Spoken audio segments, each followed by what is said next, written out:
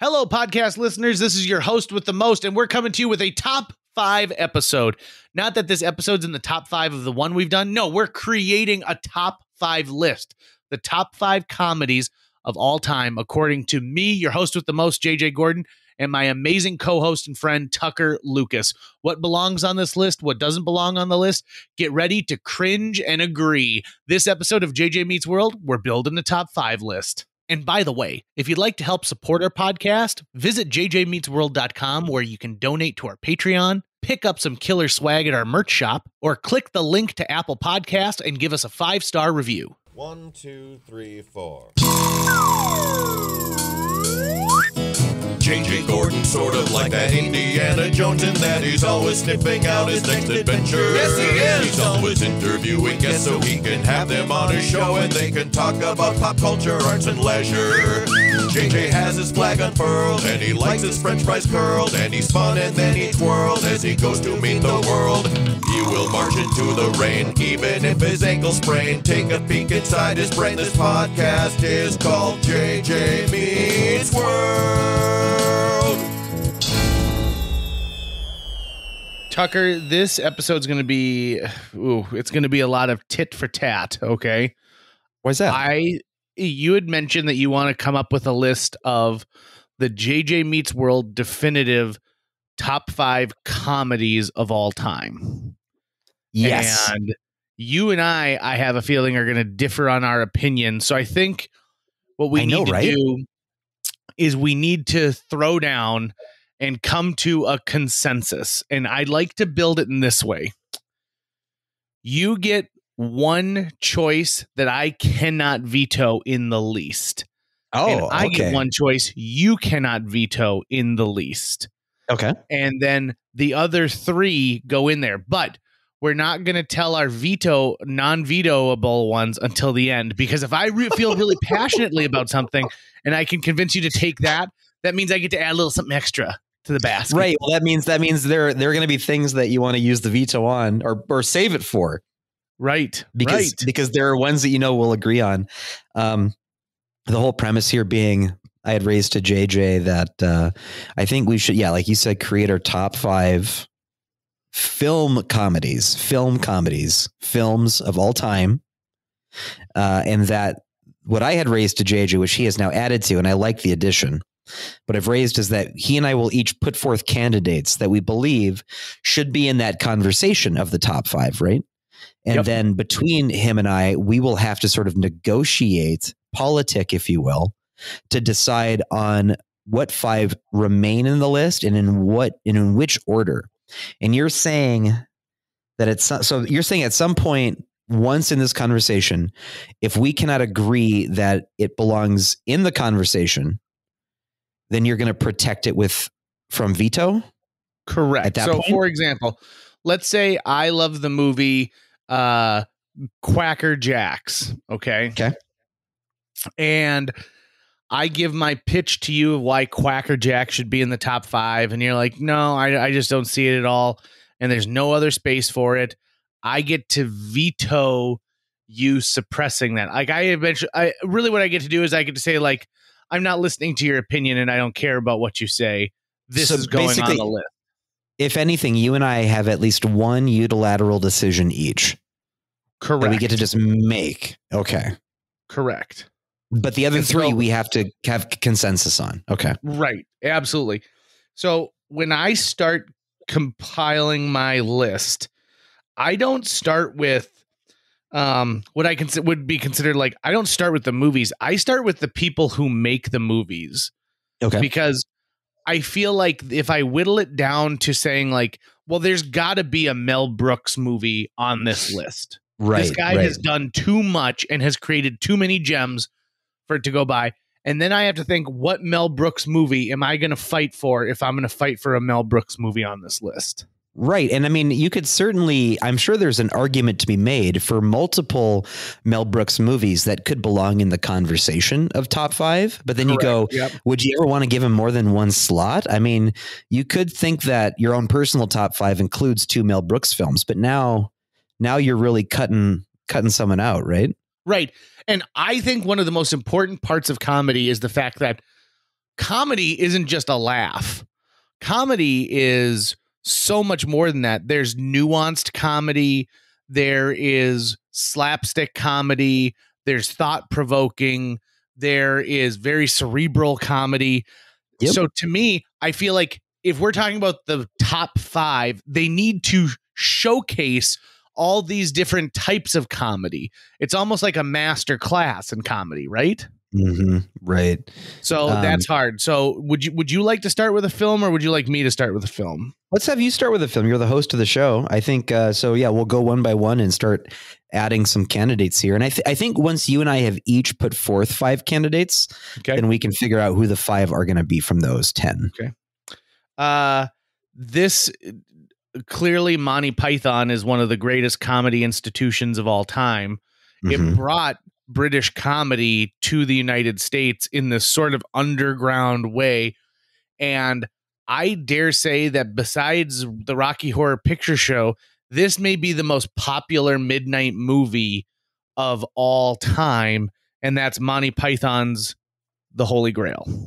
I am in complete agreement with you on, not only do I think that this movie belongs in the conversation, I feel fairly confident that we're going to come to consensus that it belongs in the final top 5.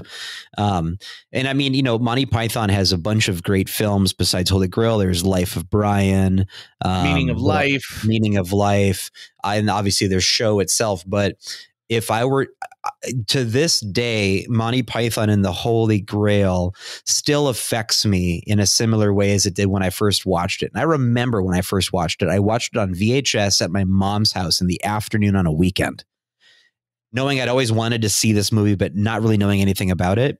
And the moment when I realized that he was clanging coconuts together to make the sound of a horse running, I was in love. And I love this movie so much. So yes, Monty Python and the Holy Grail as the Monty Python film to pick, it's that one. To me, this movie is a masterclass in building a cult classic, because when you read about the making of this movie, no one wanted to finance this movie. So it was made for nothing. I mean, it's what you would pay the writer of a comedy to make, if you were to make a comedy today. So, you know, they asked, they borrowed, they just went to places and filmed without getting permits. Not only the cast, but the crew themselves all kind of shared this one little tiny village as a home for I think they made the whole movie in like 2.5 weeks. So, you know, one set would be out filming one part while another set was filming another part. Everything was done on the ultra cheap. And what's amazing to me is, like you said, it still feels as fresh today as it did 40 years ago. Yeah. One of my absolute favorite repeat gags in the Holy Grail is basically the background action of the peasants and whatever tasks they're taking on. And it shows, because it not only does it show that they didn't have a money for a budget or even historical research, they just had no idea what peasants did back then. So they're like, I don't know, start putting mud in a pile. Like, I don't know, start taking this cat and down here. Yeah, let's just take this cat and start hitting it against the wall. The nonsense that the villagers and the peasants are always engaged in is fantastic. Plus, you've got classic Monty Python actors playing multiple characters all the time. Monty Python, Holy Grail, that belongs. I also would say this too. This movie has had such a cultural impact that even people who've never seen a moment of Monty Python know some of these quotes. You know, there are some people out there who say, there are some who call me Tim. Mm-hmm. You know, you could say that to someone and they could quote it, having never seen it. I remember the first, parody video I saw on the internet ever. And it was sent to me via email in a file format that's so tiny, by today's standards, you would wonder what kind of 1992 computer sent it. But it was the Lego version of the Knights of the Round Table song.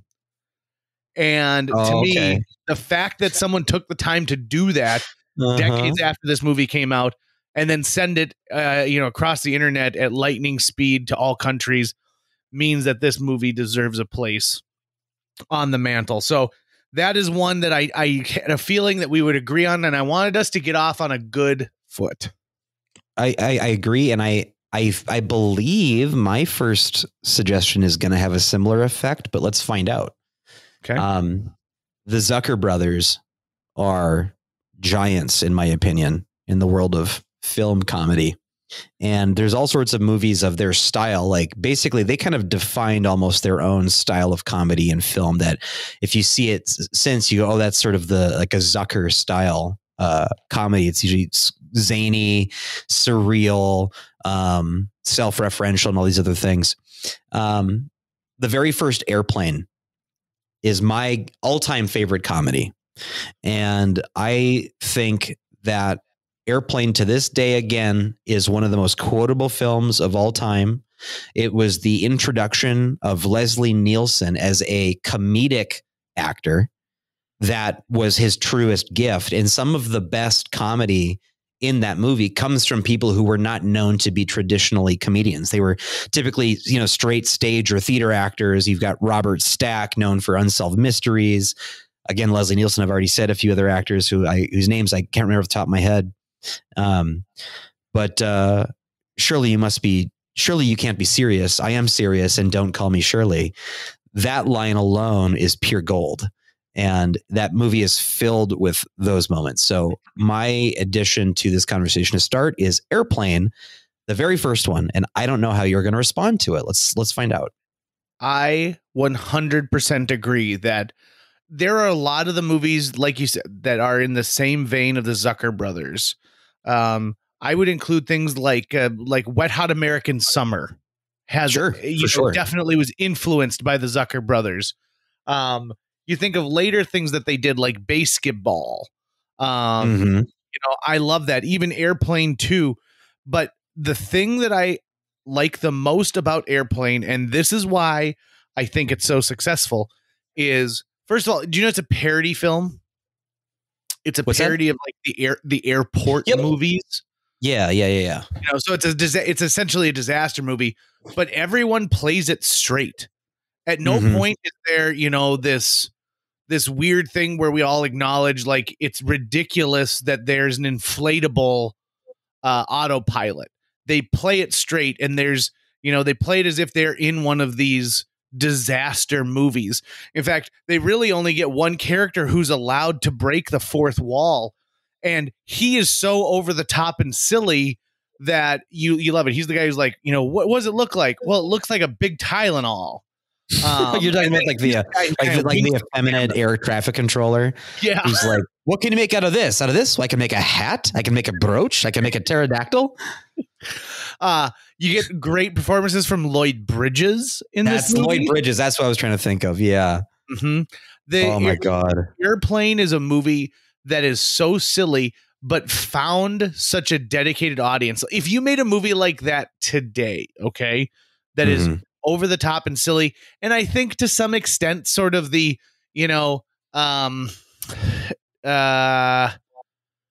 what would be a good example? Like Not Another Teen Movie. Yeah, well, like scary movie series. Then they did superhero movie.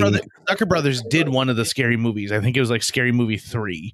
But you don't get those movies basically without the Airplane series. Just like you don't get Naked Gun with Leslie Nielsen without the Airplane series. And I think that was the brilliance of it, is that they took it so seriously. And they did it, when June Cleaver comes up and she is like, Stewardess, I speak jive. When there's the gratuitous topless scene whenever when they have turbulence, the little boy the woman who's reading a boy, or the nun who's reading a boy's life, and the little boy who's reading a nun's life. Yes. It's full of these sight gags, which must have been a couple of people locked in a room for 3 weeks saying like, what about this gag and this gag and this gag? And then they wrote the script around the things like the egg trick, like, doctor, I'm not feeling well. And it's an old magician's trick where you keep going, like she's got one egg in her mouth and he keeps palming these other eggs while he takes on. It's just wonderful. One of my favorite podcasts, the Tobolowsky Files. Stephen Tobolowsky's good friends with Julie Haggerty, who's the female lead in the movie, and he talks about how her understanding of comedy really is what makes her character stand out. Oh, she's so movie. Good. And it is absolutely 100% genuine, and you still will laugh while you watch it. I also think it's one of those movies that no matter where it's at, if I see it on TV, I stop and watch it. Oh yeah, for sure. For sure. So, I go down rabbit holes of scenes from that on YouTube every once in a while. If I'm feeling down, I need to pick me up. I pick up some old airplane clips. Okay. Well, we got 2 of 5. I think those are the 2 non-controversial ones. Right. I could see us really veering off here into uncharted territory. I mean, those 2 to me seem like they're going to make the top 5 no matter what. Right. All right. So I'm going to go with another one. I chose John Candy as an actor because he's a man who not only does comedy, but he does comedy and makes you feel so, even though the characters he plays in all of his movies are so unlikable, you can't help but love them. And I chose probably his least likable character, according to his co-star of all time, but Planes, Trains, and Automobiles. And I'll give you a couple reasons why I think this belongs on the list. Number 1, it's a John Hughes movie. John Hughes is a man who wrote the book on 80s relatable comedy. Ferris Bueller's Day Off, The Breakfast Club, Uncle Buck, and Planes, Trains, and Automobiles, The Great Outdoors. This guy knew what it took to make comedy that you understood. He even wrote the Vacation movie. And there's a part of Planes, Trains, and Automobiles that we all relate to, which is we've all had to deal with traveling. We've all had to deal with that person who just annoys the hell out of you all the time. Mm-hmm. And we've all had to eat a little bit of crow when we realize that we've been needlessly cruel. And this movie covers all of it. This movie also makes me laugh hilariously every single time I watch it. And I'm going to throw this out there too. It's a Thanksgiving movie, a holiday that I feel is underrepresented in cinema, and that I trying to get home for a holiday. It's not Christmas, so you're not looking for Santa Claus for a miracle. It's a traveling holiday when everybody and their brother is trying to get home, and whatever you do just can't make it work. There's a great part where they're sitting in the back of a pickup truck having to take like a 60-mile drive with the owner of the Braidwood Inn's son, Owen. And there's a dog who's underneath a bunch of hay, and you can tell they're both really cold in the back of this. And Steve Martin goes to pick up this glove, and the dog just and he pulls back and just nipped. He just nipped right at my finger. And John Candy, who's holding his hat on so it doesn't blow off, looks down at the dog and goes, "Give him the goddamn glove." And it makes me laugh every time that I see it. I think it's Steve Martin's best work on screen. I think it's better than The Jerk. I think it's better than Cheaper by the Dozen. I think he is so perfect in this role as this guy who's so anal retentive but represents everybody else. You get Edie McClurg as the woman running the car rental stand, who is on screen for maybe 40 seconds total in the whole movie, and she steals the show where it's like, "May I see your rental agreement, sir?" The movie is perfect start to finish, and I've shown it to people who've never seen it before, and they love it. And even though this movie dates itself in technology and the ways of travel, I think that it is still a perfect comedy start to finish, because it's not just about the laughs. It's also about the characters.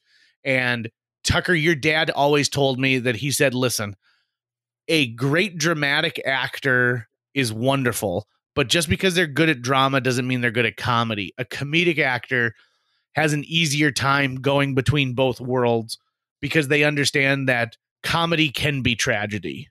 Right. And I think that I fully believe that Planes, Trains, and Automobiles is one of the greatest movies of all time.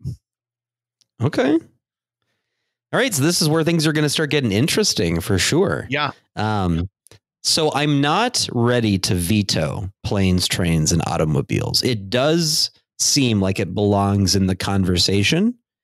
I'm not sure how I feel about putting it on a top 5, but I'm not ready to veto it yet because I may need this to still be in play as our negotiations go forward. So it doesn't offend me that Planes, Trains, and Automobiles is in this conversation, but I think we're going to have to talk as we go forward. But also, I have to also give full disclosure of my own ignorance. I have not seen Planes, Trains, and Automobiles. I have seen many of the works of John Hughes and of John Candy and of Steve Martin. And I know how important this film is in sort of the pantheon of those comedy libraries. So it makes total sense that it would get brought up here, and it may end up being on that top 5 at the end of the day. I'm just not there yet, but hey, at least we know I'm not against it. So I don't want you trying to use up a veto yet. Right. But, interesting. Okay. Well, it's possible that my next suggestion, you may also feel the same way about. I don't know. Go for it. I'm ready for it. My suggestion is actually a film by Stanley Kubrick called Dr. Strangelove, or How I Learned to Stop Worrying and Love the Bomb. I did do a quick double check on IMDb. It is a comedy. That is its genre, its sole genre. So it is considered a comedy. And while that movie does not give me the same kind of like guffaws and laughs straight through at the pace of either Airplane or Monty Python and the Holy Grail, it is so good of a movie, and the parts that make me laugh so hard. And it's so different of a style of comedy than Holy Grail and Airplane that I think it belongs on the top 5 list. It's super dark, but in the moments that are funny, they come out of nowhere. You've got Peter Sellers playing 3 different characters. Brilliant in all 3, could have gotten an Oscar for all 3 of those different characters. Plays the president, plays this like British lieutenant who happens to be working with the Americans, and he plays Dr. Strangelove, who's this like crazy German scientist with body parts that are like hailing Hitler when he's trying not to and stuff. And it's all about the paranoia over the Cold War and, nuclear fallout and what would happen if America and Russia went to war, especially if it was just because of a mistaken identity. You even get a cameo from a young James Earl Jones as one of the air fighter pilots, and some completely just what's the word I'm trying to say here? Gobsmacking. I was gobsmacked. That's what I'm trying to say. At some scenes there, some line deliveries that just kill you. Like when Peter Sellers goes, "Gentlemen, you can't fight in here. This is the war room." Or the American general who has kicked off the war because he believes that fluoridation of our water supply is a communist plot to leach our bodies of our natural bodily fluids. And a lot of humor and a lot of darkness in that movie too. But I would make a very strong push for Dr. Strangelove or How I Learned to Stop Worrying and Love the Bomb. I enjoy this film a lot, and I laugh whenever I watch it. I do not believe it belongs on a top 5 comedy list. Okay. This is required watching, I think, to anyone who wants to understand the world of comedy. So you're straight up at a no with Dr. Strangelove. What was that? You're straight up at a no with Dr. Strangelove. Correct. I mean, if we're talking about the top 5 comedies of all time, this is just one that I can't get on there. And it's in a similar vein to a lot of comedies that I feel are influential and have made a huge difference in the world. But I guess when I'm approaching it, I think of the status quo. I think of the everyman, and I don't think that Dr. Strangelove is a movie that can appeal to everybody. I think that the people that love it, and I think that it's really rare for a mass audience to find this movie. Okay. Like I said, See, this is how I think this is a wonderful movie, and I laugh my butt off every time. I actually think Peter Sellers is probably one of the greatest comedic actors of all time. Mhm. And he gives amazing performances in this. And even like someone like Slim Pickens and the iconic riding of the bomb, like it's a wild bull as it plummets down to earth, is really good stuff. But I've always had a little bit of problem with the pacing of Doctor Strangelove. And sometimes I think that Kubrick needlessly left things long. Sure. Which is, okay. There's some people who are listening to this right now who are like, that J.J. Gordon is full of garbage.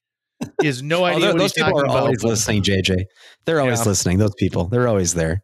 I just think that, it's going to get really interesting once we get to the monopoly section of this negotiation where we're trying to like trade properties and stuff. Yep. I agree. Because planes, trains, and automobiles, remember, JJ, that's out there. That's out there. Yep. Nope.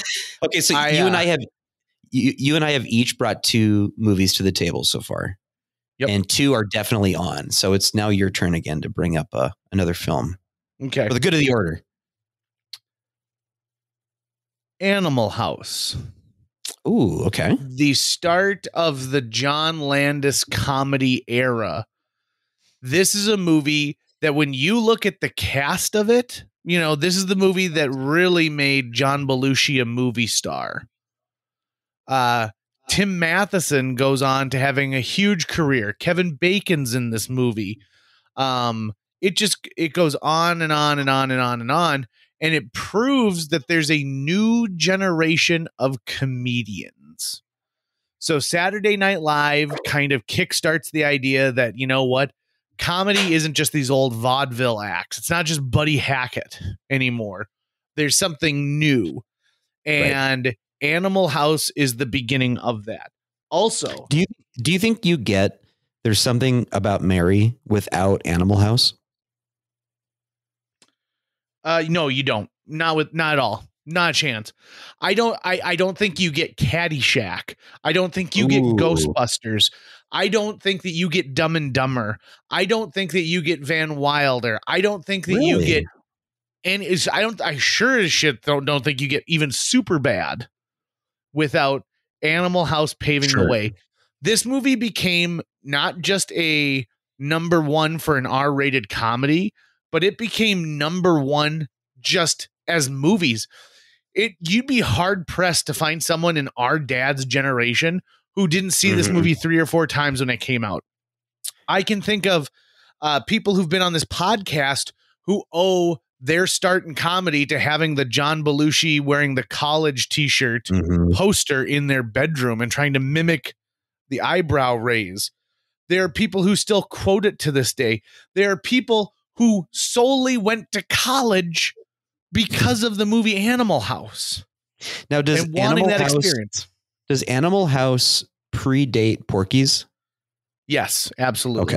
Okay. Animal House is a product of the 70s, and they did a brilliant thing in Animal House too. So there was a love affair with the 50s in the 70s and early 80s. Think of Happy Days, Grease, stuff like that. So they set this film in the 50s, which I thought was really smart. And so it's got that vibe. It's got that feeling of being in the 1950s. Also, it was the first time that people saw a movie where the cast, they did an interesting thing with the cast where they made the deltas hate the omegas. And so they put all the guys who are in this fraternity in the movie in a house together, and they made the people who are the jerks in another house together. Okay. And so it influenced their on-screen roles, which I thought was nothing short of genius. This movie deals with race. This movie deals with certainly with alcohol abuse. This movie deals with being the underdog. And Animal House, there's not a single wasted moment in this entire movie. And this movie comes from a comedy institution known as the National Lampoon. Now, if you're not familiar with it, at Harvard University, there's a castle that is owned by a group called the Harvard Lampoon, and they put out satirical books and newsletters and magazines for Harvard, and it's some of the greatest names in comedy have come from the Harvard Lampoon. A couple of guys graduate from Harvard, and they decide, why not take the Lampoon and make it a full-time business? So they make the National Lampoon, which became a monthly Mad-style magazine, where like the third cover of it is a picture of a dog, and there's a gun, and it says, if you don't buy this issue, we're going to kill this dog. And it was unlike anything that the masses had ever seen before. And when they decided it was time to get into the movie business, they wrote National Lampoon's Animal House. And that National Lampoon brand goes on to bring us all types of great stuff, like the vacation movies, like Christmas Vacation, National Lampoon's Senior Trip, which was one of my all-time favorites, National Lampoon's Dorm Days. It just goes on and on and on and on and on. And so this is the birthplace of comedy royalty in the United States. And so I would push really hard. And I thought, okay, do I say Animal House or do I say Caddyshack? Because I think there's really only space for one of them on this list. And I choose Animal House because it's just different enough, and it's more of a polished movie than Caddyshack, that I think it's more accessible to people. Sure. That makes sense to me. I mean, I'm at the point where I would absolutely accept that Animal House is in the conversation of top 5 for sure. I have seen Animal House, so I actually can speak to it. And so it just makes me go, gosh, I wonder what else we'll put on here that in this conversation that will matter of whether or not Animal House gets there. Because for sure, like you listed, so many movies owe the existence of Animal House to them existing at all. Mm-hmm. And actually you named one of them, which is my next submission to this conversation. And I'm interested to see if you will find this controversial or not. Something tells me that you won't, but I believe that Ghostbusters needs to be a part of this conversation as far as comedies go. I don't know where it would go. I don't know if it ends up making the top 5 at the end of the conversation. I believe it needs to be a part of the conversation. When you're talking about, you've got Bill Murray and Dan Aykroyd basically taking their brilliance from Saturday Night Live and, you know, basically able to get it on screen in a new concept. And of course, Dan Aykroyd is obsessed with the paranormal, UFOs, aliens, ghosts, all sorts of other things. And you've got a movie that on paper should not work, should not be a good movie. It's these guys and they go and they catch ghosts and that's their business that they do. And it's going to be a comedy, right?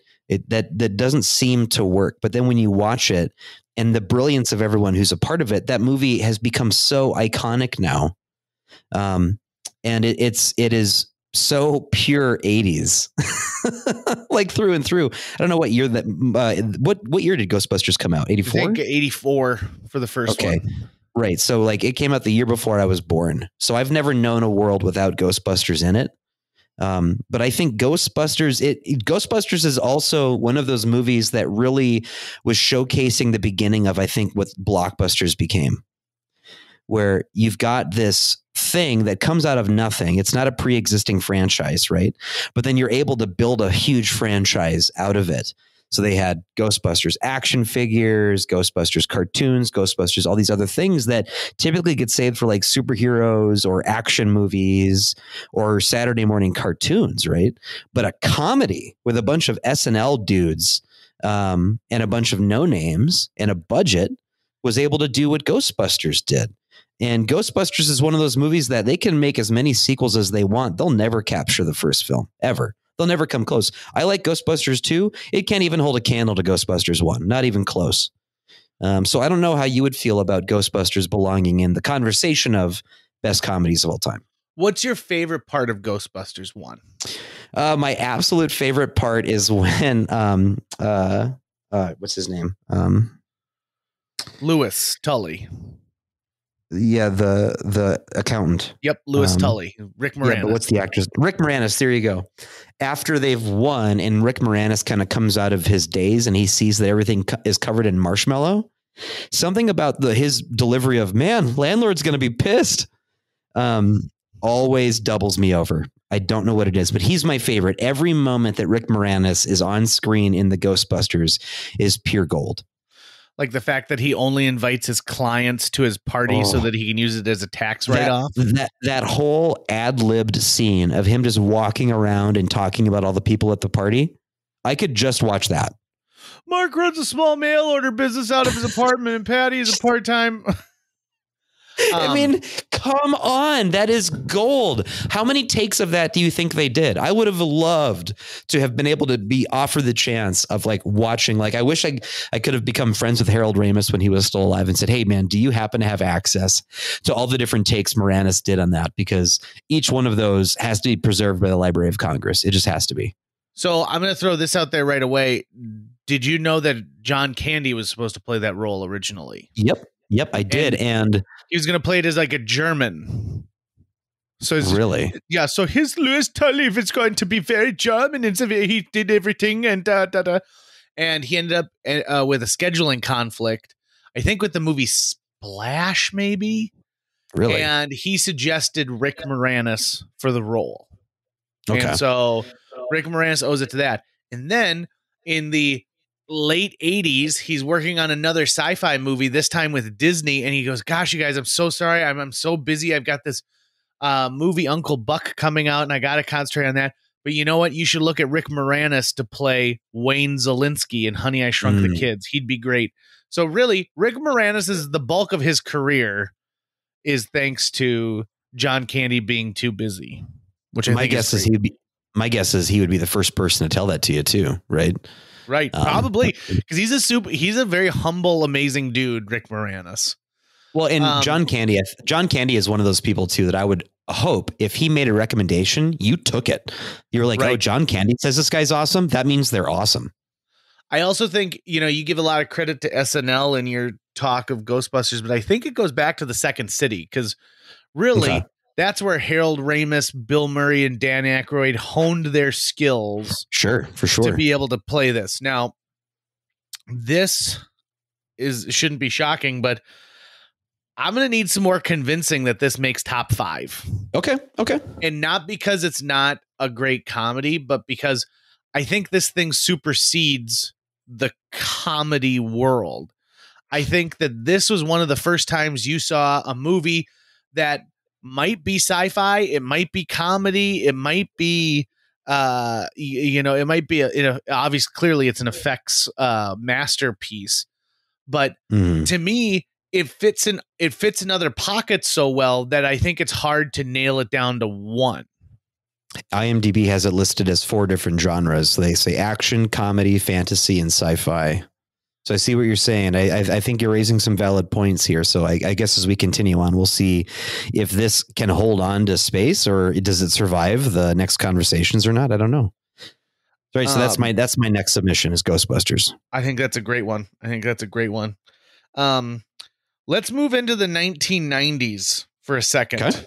Because we don't have anything that's what I would consider a little more contemporary. We also never talked about any, neither of us have talked about a Charlie Chaplin movie at all like that. Right. So we'll have to see where this conversation goes. We'll bring up maybe. Yeah. So I would like to submit Waiting for Guffman, which is the quintessential fourth wall breaking mockumentary. This movie does mockumentaries, and I know that this is going to be tough for Spinal Tap fans, but I think that this does mockumentary better than anything else that was ever filmed. Christopher Guest has this amazing ability to put together the right people in the right roles. He never comes off as being mean or cruel. There's no time that you ever think that Corky St. Clair is such a joke. You're rooting for Corky. You're rooting for that cast. You want this to happen so bad for them. And if they are over the top, they're ridiculous. When the guy's auditioning and he does the scene from Raging Bull, but he does it by himself, it makes me laugh every time. I can't think of the dinner scene where Catherine O'Hara, Fred Willard, and Eugene Levy all go out to dinner without like laughing, because these are all people who took a very loose script, and improvised something that is comedic gold. Now, I think the problem to me with Waiting for Guffman, that I'll even get ahead of you maybe on this, is if you've never done like community theater, I don't think that this rings as true as it could. I think you're going to like it. You're going to love it. But there is something about those folks who've been a part of creating theater where you think it's better than it really is. You know, you go back and you're like, yeah, we had a lot of fun doing this, but man, oh man, when I told people it's the best thing I've ever done, I hope it's not. I hope that I haven't peaked when I did that community theater production of, I don't know, like Camelot. Would that be a good example, using you as the person, Tucker? Yeah. That's sure. Really, for us, having gone through Trollwood, there was a lot of character similarities there to people that we knew at Trollwood as well. So if you have any background in theater, you're going to find something that you really dig for Waiting for Guffman. I'm not going to push back on you at that at all. I think, if anything, I was going to raise This Is Spinal Tap. Although between that and Waiting for Guffman, I'm with you. I prefer Guffman 10 times out of 10. I think the problem I'm having might be its place in comedy history, right? Because you don't get Waiting for Guffman without This Is Spinal Tap. And This Is Spinal Tap had a kind of cultural impact that's closer to an Airplane, Monty Python, Animal House, Planes, Trains than Guffman did. Whereas like Guffman, however, has Catherine O'Hara doing the best drunk you will ever see. Sitting next to Fred, outperforming Fred Willard and Eugene Levy. Like, that's insane. So gosh, like, Waiting for Guffman needs to be in the conversation. I like it better than Spinal Tap. I don't know if it should be on that top 5 list over This Is Spinal Tap. All I do know is that only one of them can be there. It can't be both. So let me put this out there.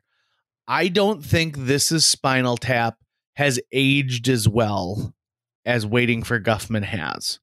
Okay. I think that This Is Spinal Tap is remembered, but I see Waiting for Guffman on like on my Netflix or Hulu way more often than I see Spinal Tap. And part of that is because Spinal Tap is weird because it was directed by Rob Reiner, and so it's got it's got some legal woes going on with that movie that don't exist in Christopher Guest's other movies.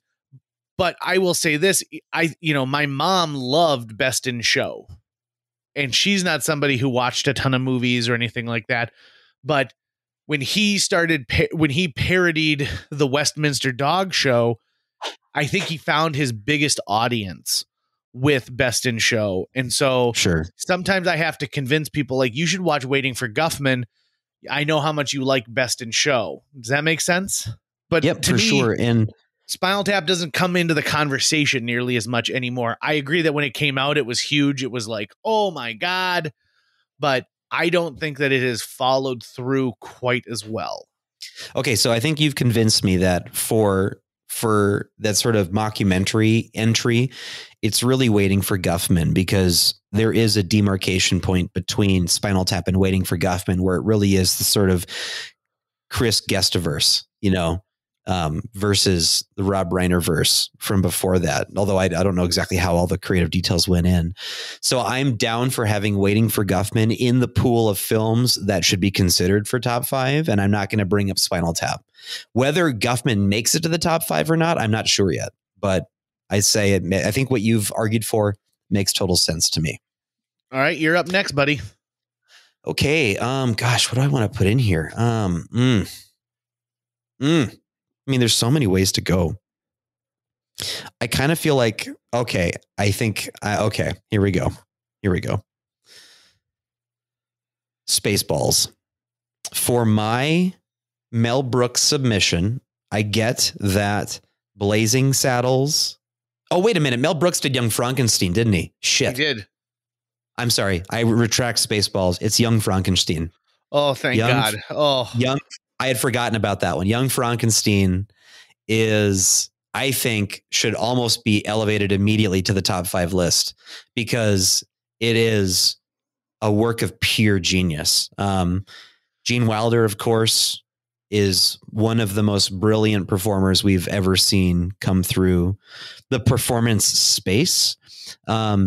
It's a simple little black and white kind of artsy film that is filled wall to wall with some of the greatest comedy you're going to find. Not to mention the whole putting on the Ritz at the end of the film with Frankenstein's monster or Frankenstein's monster. I even love that you can still see some bloopers kind of making it into the final cut. There are actually moments where Wilder's kind of losing it a bit that still make it into the finished film. Yep. I love how raw and stripped down and bare that film is. I like that, to cover up for their lack of budget, everything's shot really darkly in black and white, so you can't see most of it. And you'll never see that movie made again. No studio would ever greenlight that movie. But thank God it was bankrolled back then, because Young Frankenstein is a near perfect film. You know what I like the most about that movie is Mel Brooks made that movie with so much love because he watched those original, Universal monster movies and had such an affinity for them that I believe he hired like the set designer and the DP from the original like Frankenstein movies. Oh, that's awesome. To come do this. And so that's why they've recreated such a perfect setting. And I also love the fact that it's not like he remade those original movies. He did a continuation of that storyline. Right. And I think that is genius. Right. And also now, Cloris Leachman. I've got a huge crush on Cloris Leachman. Where are you with whether or not Young Frankenstein belongs in the conversation or it's already in the top 5? I think it's already in the top 5. It's on my list as well. So we already have 3 in our top 5 that we've agreed on: Monty Python, The Holy Grail, Airplane, and Young Frankenstein. I say Frankenstein because that's how it's pronounced in the film, but probably Young Frankenstein, I'll say from here on out. So cool. I think it depends on what part of the movie you've arrived at, what you want to call it, right? The thing that kills, I think the scene that gets me every time is when his fiance shows up and he's trying to introduce his fiance to Igor, and he accidentally refers to her at first as his financier and then says finance. And then I think is it then that Igor bites the shawl that she's wearing? Yeah. At some point he bites the shawl, and that makes Gene Wilder kind of lose it a bit, and he goes, "Stop it!" And it's still like just a regular laugh because he's having an affair with his like lab assistant, right? Played by Terry Garr, right? And his financier, finance is how he says it, is someone he's not in love with, but she's like an old matron who is financing his experiments. One of my favorite parts in that whole movie is when the creature arrives at the blind hermit's house, played by Gene Hackman. And it is, Peter Boyle does a brilliant piece of just like sight gag comedy in that whole thing. Like, when he's having the soup ladled onto his groins, and it just, I think we all have to agree that Mel Brooks has to have a movie that's on this list. And it's tough because there are people like in our generation where their first major Mel Brooks introduction was probably Robin Hood Men in Tights. Yeah. Oh, that was mine, actually. That was my very first one as well. And then it was Spaceballs, and then it was Young Frankenstein. And I watched Blazing Saddles a lot as a kid. It was decades later after the first time I saw it where I finally understood what Lily von Stupp meant. He had a wonderful, amazing eye when it came to comedy. And then the way he translated it to stage you know, the producer's musical becomes the biggest musical Broadway's ever seen. And then he does it again with Young Frankenstein. And just how he, and, you know, really Monty Python the Holy Grail did it too, but the way Mel Brooks did it without you comparing it to the movie, right? He's like, listen, this is totally different on stage. It's everything you love, but it's totally different. I think it's fair to say without Mel Brooks, you don't get Trey Parker and Matt Stone. No, not at all. You know, I think similarly with the Zuckers, but mostly with Mel Brooks, and especially without Mel Brooks, you don't get their musical. Blanking on it, the Mormon one. The Book of Mormon. Book of Mormon. You don't get that without Mel Brooks. No, Mel Brooks had a love for music in his pieces, and so that's one of the closest things I see between South Park and you know, the other things that Matt Stone and Trey Parker have done is they've got a love of music as well, and even the Simpsons incorporating that into the narrative makes a huge difference. And I don't think you get that without Mel Brooks and his influence. I'm with you 100%. So I think you and I each have one submission left before we get to the nitty gritty of who makes it in the top 5 and what order is the top 5. Okay. I saved this one as I'm going to throw this out there, and I think there might be a lot of agreement and there might be a lot of disagreement. I chose for my last submission The Birdcage. Okay. Late 90s, Robin Williams, Nathan Lane, Gene Hackman, Hank Azaria. The Birdcage is a movie that changed, that had a huge cultural shift because it was the first thing that really showed this the homosexual lifestyle and didn't make the fact that they were gay the joke. The joke here is that they know that parts of the world just are not enlightened enough and aren't far enough into history to be able to accept anyone for who they are. And so they have to put on a show for these ultra conservative Republican parents of the girl their son wants to marry. It is a movie about family. It's a movie about being true to who you are.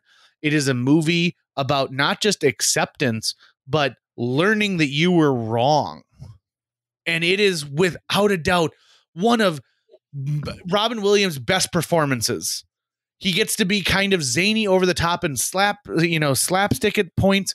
He's also just, there's a sequence in The Birdcage that makes me laugh so hard every time I see it. And it's this.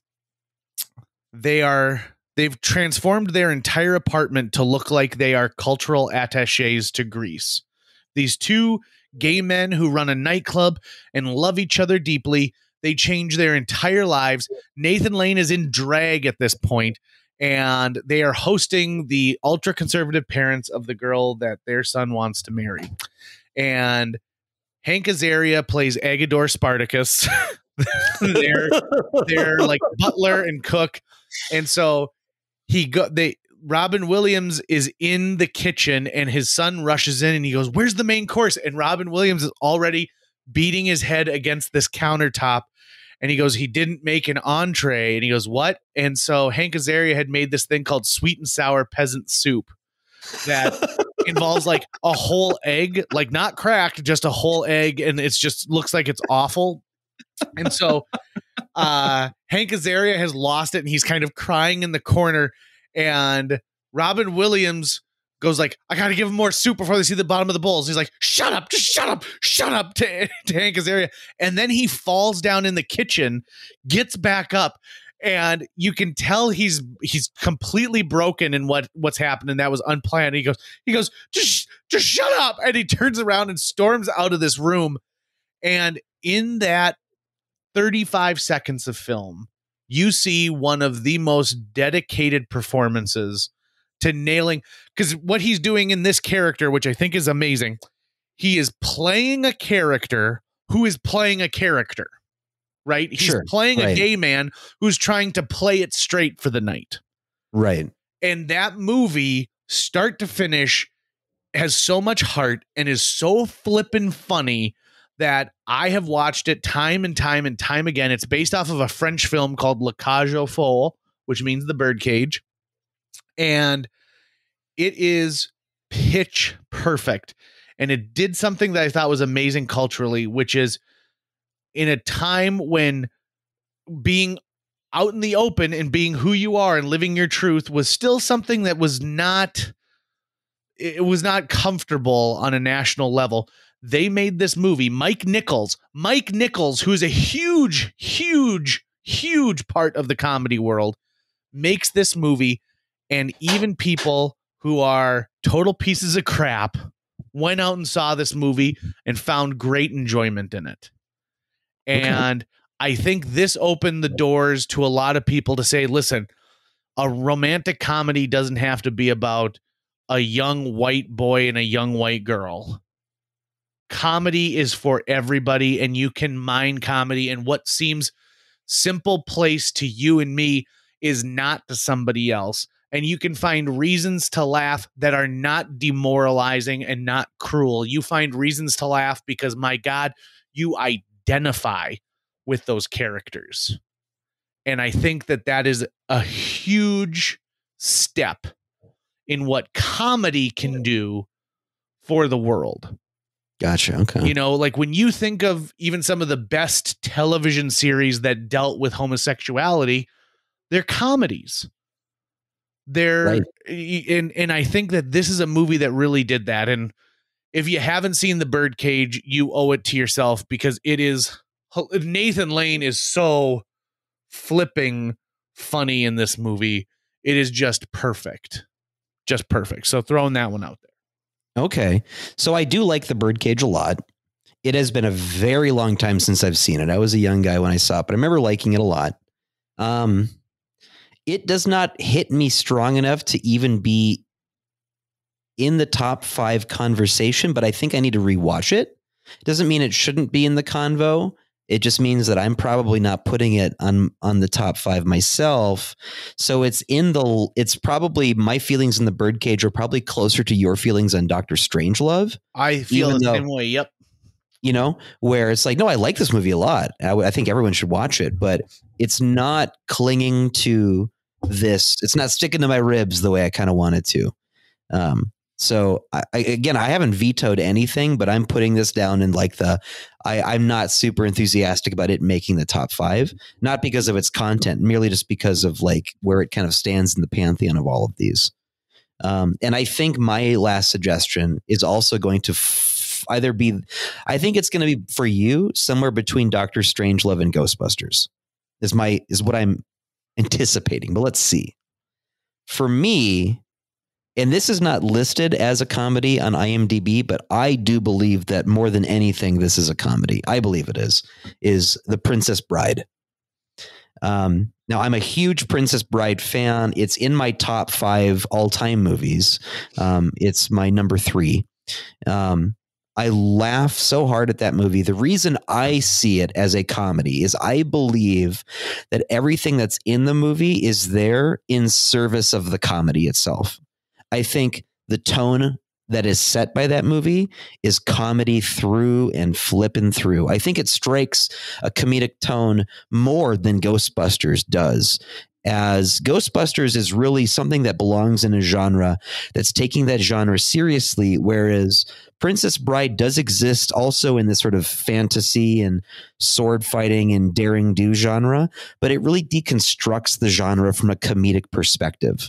So it's also part parody in a way when they're talking about, you know, the rodents of unusual size, you know, the man in the black mask and all these other, the Iocane test and everything else that happens, you know, Prince Humperdinck, his last name is flippin' Humperdinck. Come on.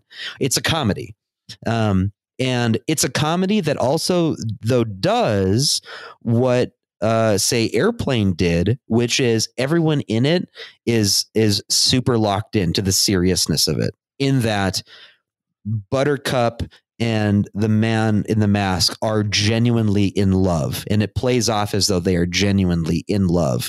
It's a love story that is also lighthearted about love stories and how we follow them. And I love the framing device of Peter Falk with is it Rob Savage? No, Fred Savage. Fred Savage. And because that just gives you this beautiful picture of like an 80s kid's bedroom. And the notion of like passing on the story from one generation to the next. But also, if you've read the book by Christopher Golden, The Princess Bride, this movie, and this is not necessarily speaking to its comedy bona fides here, but it is one of the most literal interpretations of a book to screen I've ever read. The only thing they cut out is there are 2 chapters, one that fleshes out Inigo Montoya's story a bit more, and one that fleshes out is it what's his Fezzik? Is that who Under the Giant plays? Is that his name? Yep. His backstory, but everything else is pretty much the same. And I have a very soft spot for that movie in my heart. So I can understand if you go, it's between Ghostbusters and Dr. Strangelove for me. But for me, that movie makes it into my list of top comedies.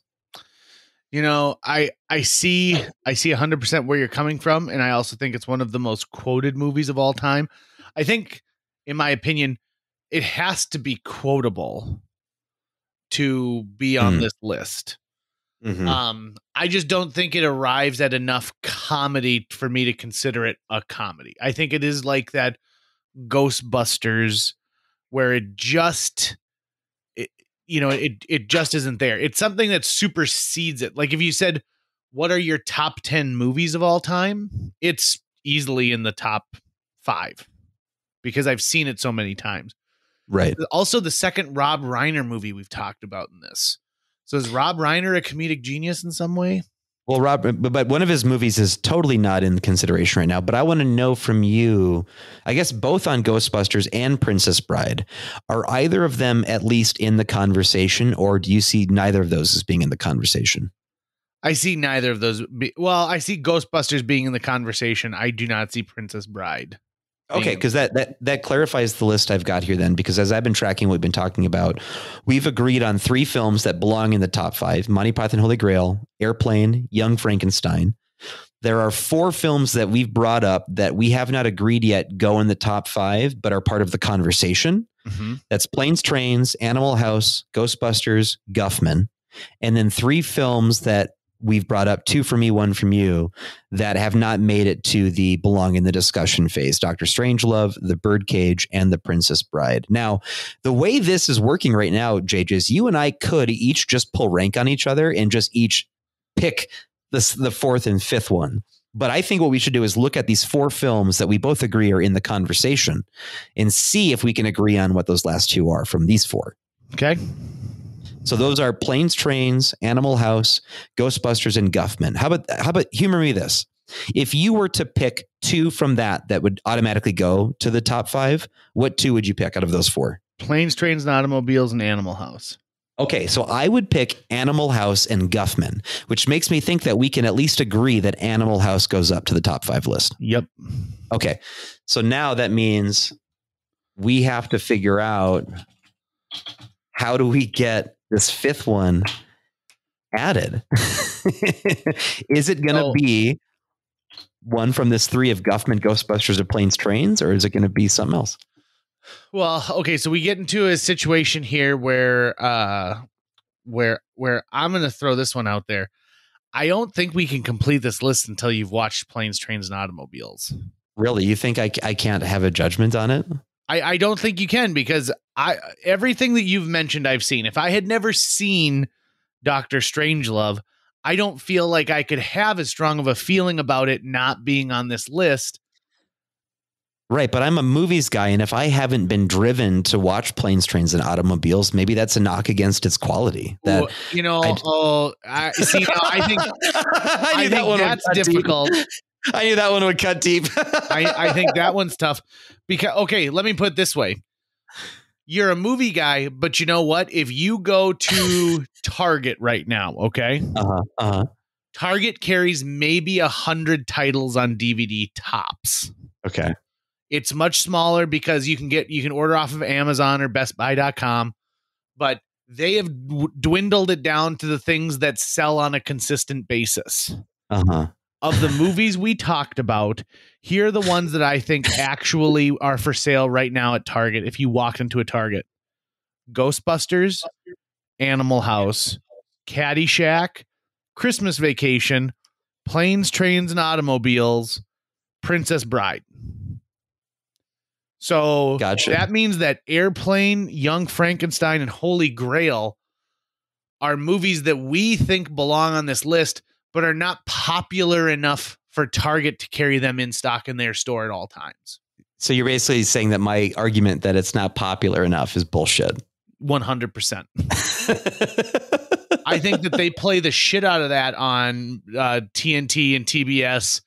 I think that there's a reason why when Brent Brandt told me he was hosting a Thanksgiving movie and and I knew it was going to be Planes, Trains, and Automobiles.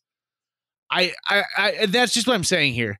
I think that it's hard. I think it's hard for you to have an opinion about whether or not this movie needs to be in the top 5 comedies of all time, JJ Meets World style, right? If you haven't seen it.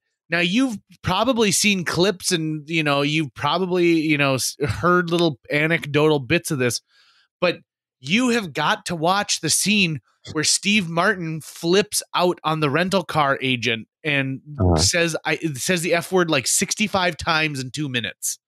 Right. It is a scene that goes down in history. And I know that it sounds like super crappy because it's a movie I recommended. And I'm saying, well, you can't really talk about it, buddy.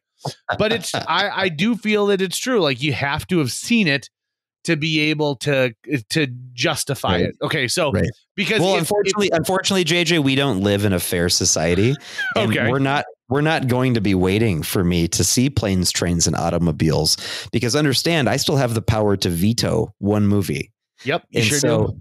If you want Planes, Trains, and Automobiles on this top 5 list, you got to figure out what you're going to give me to get it on there, right? So, for example, if I said I'm willing to say here's what is crappy. If we both agree Animal House is going on this list, there's only room for one more. Well, I think we can still remove things from the list at this point. Like, we have not agreed on the order of that top 5 yet. That's very true. So we're still negotiating. I think we're still in the negotiating phase of, if you're like, listen, I'm willing to pull Animal House to get my Planes, Trains, and then you can have yours, right? Like, you can negotiate with me here if you want to try. But unless I get something to make me happy. But you were going to say Animal House and Waiting for Guffman, and I said Animal House and Planes, Trains, and Automobiles. I know, but there are other movies I would really love to see on here, and I'm willing to kill one of my babies. Okay. So are you saying that like if we pulled Animal House and I got Planes and Trains, you're going to throw Ghostbusters on this list, even though it's a genre bending film? I don't know that it's going to. No, it doesn't have to be Ghostbusters. It could be Dr. Strangelove, right?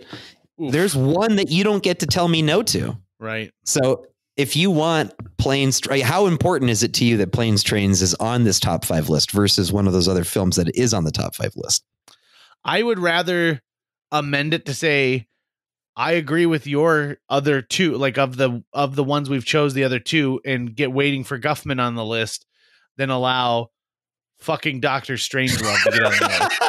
So you're saying you're going to forego Planes, Trains, and Automobiles to get Guffman on the top 5 list? Yeah, and then I'll just put an asterisk next to this list every time I link it on social media. Okay, so I think I'm willing to make that trade. So we're basically saying the rough list, not in order yet, but the top 5 comedies of all time, according to the podcast JJ Meets World, not in any particular order yet, is Monty Python, Holy Grail, Airplane, Young Frankenstein, Animal House, and Waiting for Guffman.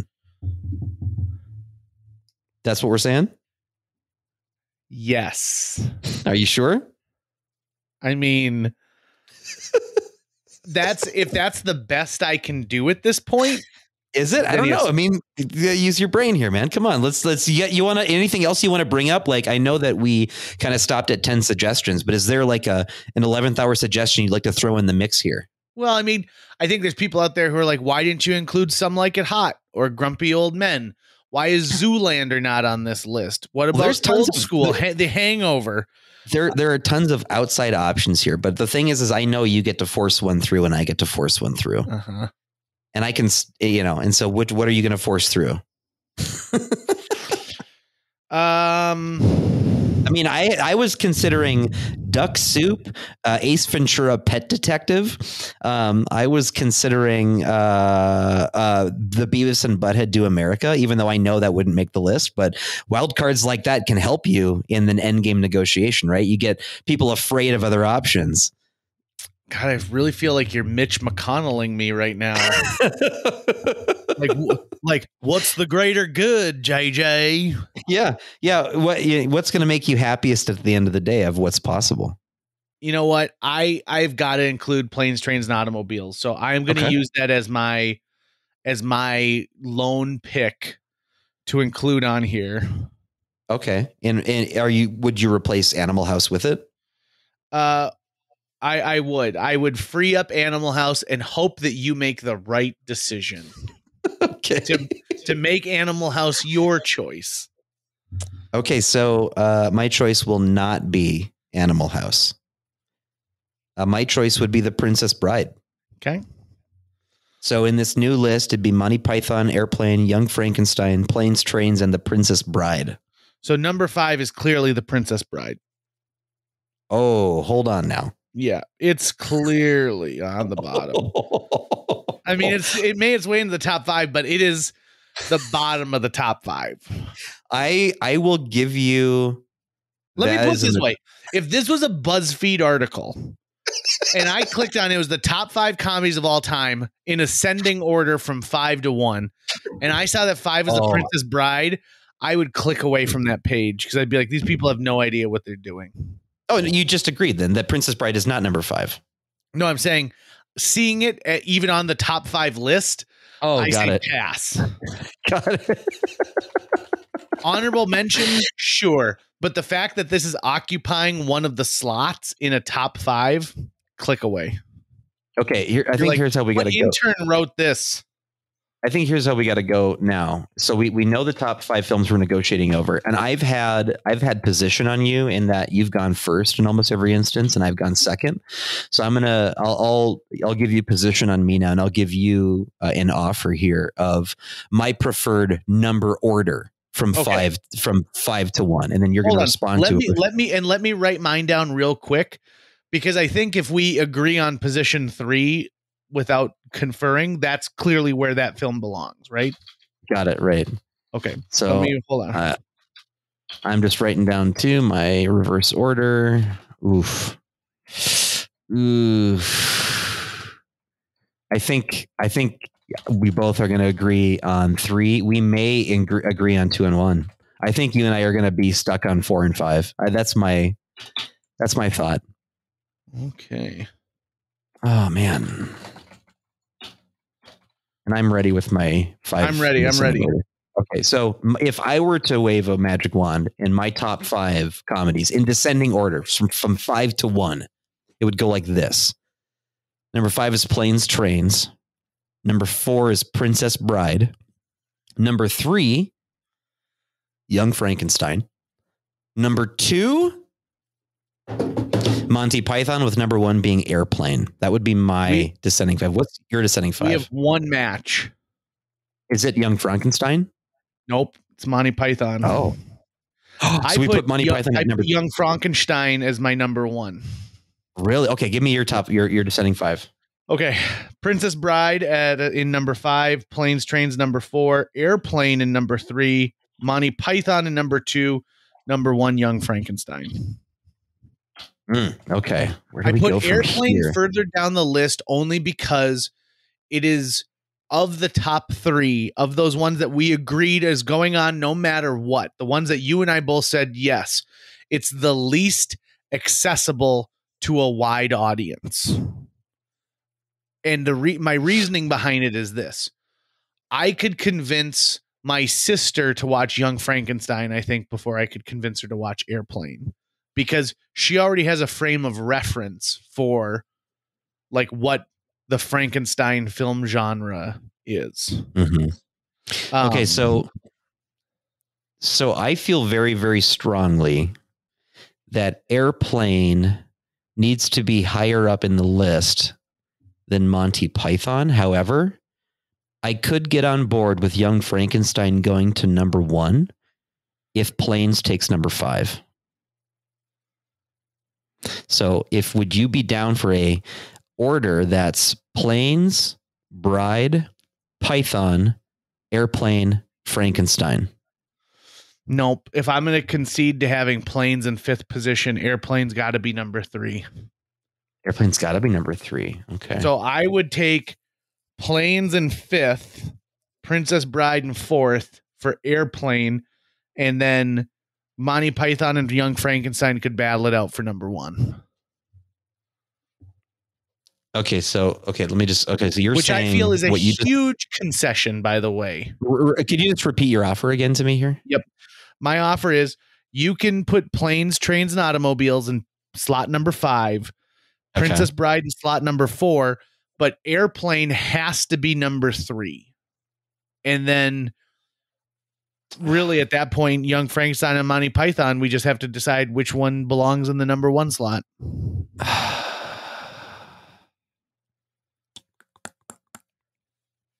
See, I made the concession earlier. Now this is you having to make a concession. You're right. No, you're right. You're right. I'm thinking here.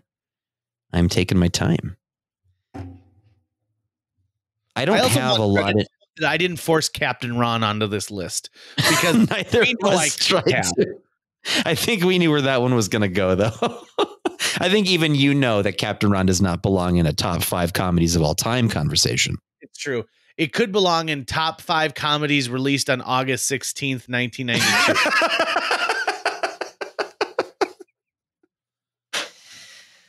So what you're trying to do is you're trying to not let Airplane get above 3. Correct. And you're willing to put Planes at 5 to keep Airplane at 3. Yep. So you're asking me to agree on Planes at 5, Princess at 4, Airplane at 3. Yep. I agree with that. So Planes at 5, Princess at 4, Airplane at 3. That means we have to agree on which one goes first, Python or Frankenstein. Do you feel one versus the other? Hold on here. Planes, Princess, Airplane. My gut reaction is actually to go for Monty Python at number 1. Oh yeah, because Monty Python, at least to our generation, or to a lot of people, I think of all the things on this list, I think Monty Python and the Holy Grail did more to inspire people to get into sketch comedy and into comedy in general than any other title on this list. And they've all done some level of inspiration, but I think my preference would be to put Young Frankenstein at number 2, a very close number 2, but my personal preference would be then Python at 1. I can easily live with that for those reasons. And just the sheer fact of when I was a little kid, I had a poster that had Monty Python quotes in my bedroom. I did not have a Young Frankenstein quote poster. I think you're going to have an easier time convincing someone who hasn't seen either to see Monty Python and the Holy Grail over Young Frankenstein, because Monty Python is already just known as being the sort of comedic thing. Mm-hmm. Right? Like they've run into it in some way, but they might have not an understanding of how funny Young Frankenstein is. They may actually even go into it thinking that doesn't sound like a comedy at all. Okay, so let's see. After an hour and 20 minutes, have we arrived at our top 5 comedies of all time in descending order? Planes, Trains, and Automobiles, Princess Bride, Airplane, Young Frankenstein, and Monty Python and the Holy Grail. Are you down with ratifying that? I mean, it's the list I'm going to have to live with. I don't see any other way that I can pull a Hail Mary out of this thing and save pieces of it. But I think, and I will say this, it's hard for me to say top of all time. just like how I hate this question, and I'm sure previous guests like Greg Carlson hate it too. What's your favorite movie? Right. You know well, what? these are usually it's. I would consider this a living document, right? Maybe we revisit this in a year or with other guests, or maybe we show this list to other guests and have them react to it in future conversations. I think that's a wonderful idea. Because then you'll have ample opportunity to raise all your concerns with them. Yes, this is here, but I didn't want to. But in the meantime, I'll go watch Planes, Trains, and Automobiles to make you happy. Why are you treating this like it's a chore? If there's someone here who's seen Planes, Trains, and Automobiles, Tucker, I think it's going to bring joy into your life. I don't think I'm going to dislike it. I think I'm going to like it a lot. But you tried to disqualify me as a judge because I hadn't seen it. Just on that one particular film, because I just think that you need to see it before I am forced to. I was forced. You forced my hand to include it on the list because you hadn't seen it. So I had to use my superhuman strength of the veto to put it on the list because you haven't seen it. Well, that's the trick to any game, right? Is going, what's the real game here? Right. You're playing the man, not the game. The real game in Monopoly is when you get to that point where you're negotiating over properties, not all this dice rolling and drawing of luck cards and stuff like that. Or, oh, did you land on Go? Did you land on free parking? No. The real game starts when everything's been gobbled up and now you are in a life or death struggle of negotiation. Right. That's when it's that's the real game. Well, the real game is now complete with our top 5 at this moment on this day of recording comedies of all time. You can send the hate mail you have about Princess Bride being included on this list to Tucker via our Facebook or Twitter streams or Instagram. I think I'm going to get a lot of support. Yeah. And, when you talk to those 15-year-old girls from day camp, you tell them like, yep, I was representing you. I made sure to get a movie that you think is a great comedy because you haven't seen a lot of other comedy. It's like thing with what's the philosophical thing with the shadows on the wall. You just assume that that's reality. Well, you assume that movie belongs on this list because you haven't seen an amazing movie like Planes, Trains, and Automobiles. Oh, someone's been watching TEDx talks. Okay, look at me and talking about shadows and stuff. Yeah. I know about shadows. Is there one movie that comes to mind that you think people who hear this list are going to go, what the hell? Why isn't this on there? I think it's going to be Spinal Tap. Oh, I think we're going to get flack for Spinal Tap not making this list. I think we're going to get a lot of flack for people who have a nostalgic feeling about a movie like Bad News Bears because it was the one tape that they had at the lakes and they watched it over and over again. Or the person who saw Zoolander right after his messy divorce and he, went as Derek Zoolander 4 times for Halloween. I think I'm going to get more flack than anything for calling Dr. Strangelove not a comedy and Ghostbusters not a comedy. I'm going to get flack for having not seen Planes, Trains, and Automobiles, but I'm clearly fine with that. In fact, listen, I'm going to Venmo you what it's going to cost you to buy it, not rent it, but buy it on like Vudu or Amazon Prime because I believe in it. I bought 25 copies of that movie and dropped them off with at people's homes right before the holidays as like sorry you can't be with your family during the pandemic. Here, did you get Blu-rays or DVDs? On Blu-ray. Okay. Well, why didn't I get one, JJ? Because sometimes I don't think you have a Blu-ray player. Do you have a Blu-ray player? Yeah. I collect physical media. Well, I know you've got VHS and stuff like that, but I didn't know if you have a Blu-ray player. Oh yeah. My PS3.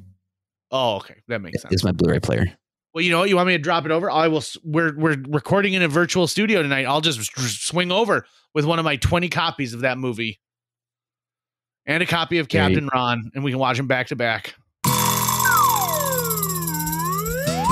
That's going to wrap it up for today's show. If you enjoyed this episode and would like to help us continue to produce new episodes each week, visit jjmeetsworld.com, where you can donate to our Patreon, pick up some swag at the merch shop, or follow our link to Apple Podcasts and leave us a 5-star review. You can also follow us on social media. We're on Facebook, Instagram, Twitter, YouTube, all the sites the cool kids are using these days. JJ Meets World is produced every week by Tucker Lucas. You can find out more about Tucker's work by visiting moonbasemaria.com. If you want to get in touch with your host with the most, check out linebenders.com, where you can find direct contact info for JJ or booking information. You know, comedy is in the eye of the beholder, because I just do not get Matthew McConaughey movies.